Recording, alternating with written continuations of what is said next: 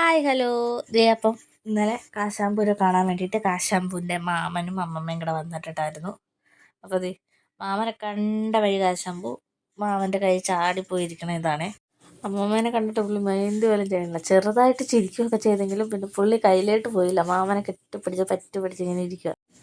അപ്പം മാമൻ കാശിക്കുട്ടനെ കാണാനുള്ള കൊതി കൊണ്ട് ഓടി വന്നതാണ്. അപ്പം വിളിച്ച് കഴിഞ്ഞപ്പോഴത്തേക്കും തലേദിവസം വിളിച്ച് കഴിഞ്ഞപ്പോഴത്തേക്കും പറഞ്ഞിട്ടുണ്ടായിരുന്നു ഞാൻ കാശിക്കുട്ടനെ കാണാൻ വന്നിട്ടുണ്ടോ. അതെ അമ്മമ്മയുടെ കയ്യിൽ കാശിക്കുട്ടൻ പോയേ. പിന്നെ രണ്ടുപേരും കൂടെ ഭയങ്കര കളിയാണ്.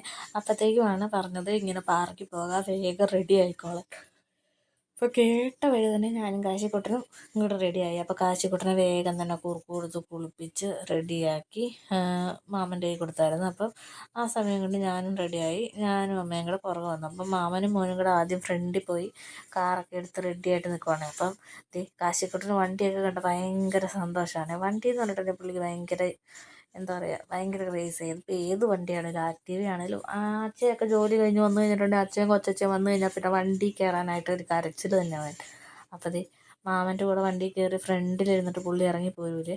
പിന്നെ നമ്മൾ ഉള്ളിൽ കയറിയിരുന്ന് കാശിനെ വിളിച്ച് കഴിഞ്ഞപ്പോഴത്തേക്കും പിന്നെ കുറച്ച് നേരം കഴിഞ്ഞപ്പോഴത്തേക്കും പുള്ളി ബാക്കിലേക്ക് പോകുന്നു. അത് കഴിഞ്ഞപ്പോഴത്തേക്കും പിന്നെ നമ്മുടെ ഇവിടുന്ന് ഒരു അരമണിക്കൂർ വേണം ചങ്ങനാശ്ശേരിക്ക് എത്താൻ നമ്മൾ നാരകത്തറയിൽ നിന്ന്. അപ്പം പോണ വഴിക്ക് നല്ല രസമാണ് കാണാനൊക്കെ, കുറേ പാടങ്ങളും അതും ഇതൊക്കെ ഉണ്ട്. അപ്പം വിഷ്ണുവിനെ വിളിച്ച് കഴിഞ്ഞപ്പോഴത്തേക്കും വിഷ്ണു അവിടെ എത്തുമ്പോൾ വിളിച്ചേക്കാനാണ് പറഞ്ഞത്. അപ്പോൾ വിഷ്ണു വന്നേക്കാമെന്ന് പറഞ്ഞിട്ടുണ്ട്. ജോലി സമയമാണെങ്കിലും അവർ വന്നതല്ലേ. അപ്പം അവരെ വന്ന് കണ്ടേച്ച് തിരിച്ചു പോയിട്ട് പിന്നെ ഇന്നെന്തോ ഒരു മരിച്ചടക്കം അതിനൊക്കെ പോകണമുള്ളതുകൊണ്ട് ഇത്തിരി താമസിച്ച് വരത്തുള്ളൂ എന്ന് പറഞ്ഞെങ്കിലും അവർ പോണതിന് മുമ്പേ വരും. അപ്പോൾ നമ്മൾ കാശിക്കുട്ടൻ പുറകെ വന്നിട്ടുണ്ട്. കാശിക്കുട്ടനെയും കൊണ്ട് വണ്ടി എടുക്കുവാണ്. പിന്നെ നമ്മൾ ചങ്ങനാശ്ശേരി എടുക്കാറായപ്പോഴത്തേക്കും വിഷ്ണുവിനെ വിളിച്ചിട്ടുണ്ടായിരുന്നത്. വിഷ്ണുവിനെ വിഷ്ണു വന്നിട്ടുണ്ട്. അപ്പം ഡ്യൂട്ടിക്ക് ഇറങ്ങിയ സമയത്ത് പിന്നെ വിഷ്ണുവിൻ്റെ ഏരിയ ഈ സ്ഥലമായതുകൊണ്ട് നമ്മളവിടെ ഉള്ളതുകൊണ്ട് വിഷ്ണു അവിടെ വന്നതാണ്. അപ്പം ഒത്തിരി നേരം ഒന്നും നിന്നില്ല, വന്ന് കണ്ടു അപ്പം തന്നെ പോയി. അപ്പോഴത്തേക്കും അച്ഛനെ കണ്ട സന്തോഷമാണ് കാശിക്കുട്ടന്. പിന്നെ പുള്ളിക്ക് ആ പോസ്റ്ററിലുള്ള അത് പറിക്കണം. പിന്നെ കുറേ നേരം ഇല്ല, ഇത്തിരി നേരം ഒരു അഞ്ച് മിനിറ്റ് ഒന്നുമില്ല, 2-3 മിനിറ്റ് കാശിക്കുട്ടനെ എടുത്ത് കുറച്ച് നേരം വർത്താനമൊക്കെ പറഞ്ഞ് മാമൻ കാറൊക്കെ ഒതുക്കിയിട്ടിട്ട് വന്നിട്ടുണ്ട്. അപ്പോഴത്തേക്കും കാശിക്കുട്ടൻ മാമൻ്റെ കയ്യിലേക്ക് പോകണേ. അപ്പോഴത്തേക്കും വിഷ്ണുവിൻ്റെ പോക്കറ്റിലിരുന്ന പേനയൊക്കെ കാശിക്കുട്ടൻ അടിച്ച് മാറ്റിയിട്ടുണ്ട്. പിന്നെ പേന തിരിച്ച് മേടിച്ച് കഴിഞ്ഞപ്പോഴത്തേക്കും ഭയങ്കര ലഹളയായി പുള്ളി. പിന്നെ അത് മാറ്റാൻ വേണ്ടിയിട്ട് ഉണ്ണിക്കുട്ടൻ അവനെ കൊണ്ട് പാർക്കിലേക്ക് നടന്നു പോവുകയാണ്. അപ്പം പാർക്കിൽ കയറണമെങ്കിൽ ഒരാൾക്ക് 30 രൂപയാണ്. അപ്പം നമ്മൾ ടിക്കറ്റൊക്കെ എടുത്തു കഴിഞ്ഞപ്പോഴത്തേക്കും കാശിക്കുട്ടനെ അവിടെ കണ്ട കാറിൻ്റെ അകത്ത് കയറ്റിയിരുത്തിയത് ഭയങ്കര ഇഷ്ടമായ പുള്ളിക്ക്. പിന്നെ കുറേ നേരം പുള്ളി അവിടെ ഇരുന്ന് കളിച്ചൊക്കെ കഴിഞ്ഞ് കഴിഞ്ഞപ്പോഴത്തേക്കും പിന്നെ പുള്ളീനെ എടുത്ത് പാർക്കിൻ്റെ ഉള്ളിലേക്ക് നടക്കുവാണ്. അപ്പം ഇപ്പോൾ എന്ന് പറഞ്ഞിട്ടുണ്ടെങ്കിൽ പുള്ളീനെ എടുത്തുകൊണ്ട് നടക്കണേക്കാളും പുള്ളിക്ക് ഇഷ്ടം എന്ന് വെച്ചിട്ടുണ്ടെങ്കിൽ പുള്ളീനെ തന്നെ തറയക്കണം നടത്തണമാണ്. അതിങ്ങനെ നടത്തിയിട്ട് നമ്മുടെ നടുവൊടിയും.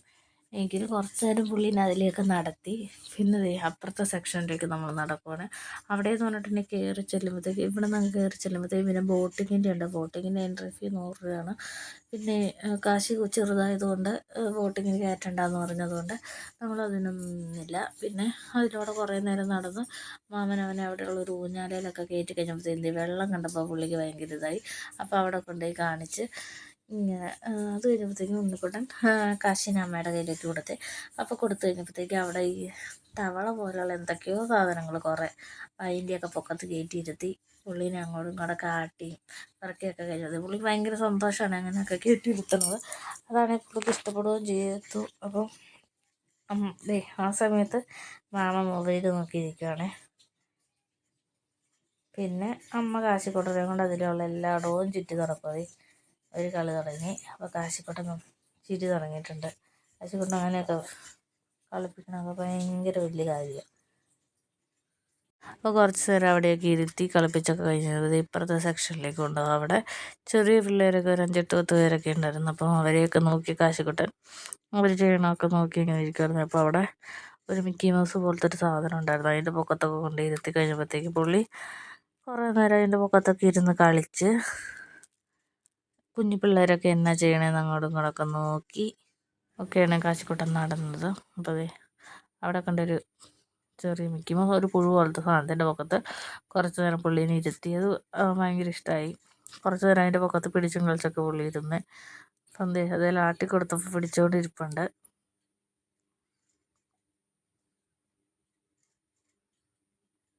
അത് കഴിഞ്ഞ് അവിടെ ഒരു ഊഞ്ഞാലുണ്ടായിരുന്നു, അവിടെ ഞാനും കാശിക്കുട്ടനോട് കയറി നാടുവാണ്. അപ്പം കുറേ നേരം പാർക്കിലിരുന്നൊക്കെ കഴിഞ്ഞ് കഴിഞ്ഞപ്പോഴത്തേക്കും ഞങ്ങൾ തിരിച്ചു പോകാനായിട്ട് പാർക്കിൽ നിന്ന് ഇറങ്ങി. അതിന് മുന്നേ ഞാനൊരു ഫുഡ് സ്പോട്ട് കണ്ടു വെച്ചിട്ടുണ്ട്, അങ്ങോട്ട് പോവുകയാണ്.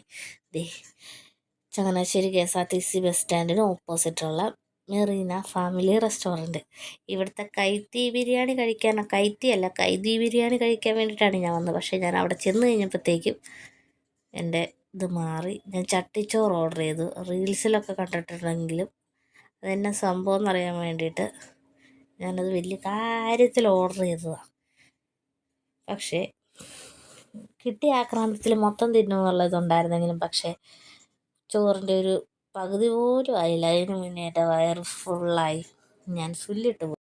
തിന്ന് തുടങ്ങി വയറ് നിറഞ്ഞു കഴിഞ്ഞപ്പോൾ വിചാരിച്ചത് ഇത് മേടിക്കണ്ടായിരുന്നു, ആ കൈത്തി ബിരിയാണി തന്നെ മേടിച്ചാൽ മതിയായിരുന്നു.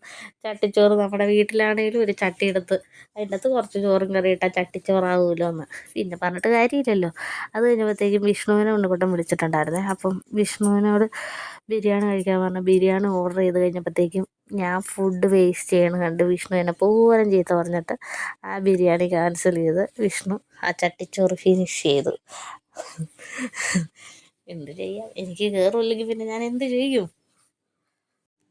അപ്പോൾ ഇന്ന് ഞാൻ തളർന്നു പോയിരിക്കുന്നു. ഇനി ഒരടി മുന്നോട്ട് നീങ്ങാൻ സാധിക്കില്ല. ഞാൻ ചട്ടി ഹാൻഡ് ഓവർ കൊടുത്തു. വിഷ്ണു ഈ കഴിച്ച് തീർന്നോടം വരെ വിഷ്ണു എന്നെ ചീത്തയായിരുന്നേ. വീട്ടൊന്നാന്തരം താറാവ് കറിയൊക്കെ കൂട്ടി ചോറുണ്ടിട്ട് ഞാൻ എന്തിനീ ചട്ടിച്ചോറ് മേടിച്ചു. എന്തായാലും ചീത്ത പറഞ്ഞെങ്കിലും വിഷ്ണു അത് മീൻകറി കൂട്ടിയിട്ടേ. പിന്നെ അതൊക്കെ കഴിഞ്ഞതേ ഞങ്ങൾ നേരെ വീട്ടിലേക്ക് തിരിച്ചു വന്നേ. അവിടെ സവിത ചേച്ചി തുണി ഉണങ്ങുന്നുണ്ടായിരുന്നു. എപ്പോഴും എൻ്റെ വീഡിയോയുടെ മുന്നിൽ നിന്ന് ഓടി രക്ഷപ്പെടുന്നതാണ് ഞാൻ ഇന്ന് പിടിച്ചിട്ടുണ്ട്. അപ്പോൾ അവിടെ നിന്ന് വിളിച്ചു പറയാനുണ്ട് എൻ്റെ വീഡിയോ ഇട്ടിരുന്നെന്ന്. അപ്പം ഇത്രയൊക്കെ കിട്ടിയതല്ലേ, എന്തായാലും ഒന്നിട്ടേക്കാം. അപ്പോൾ ഇത്രേ ഉള്ളൂ. Bye, thank U.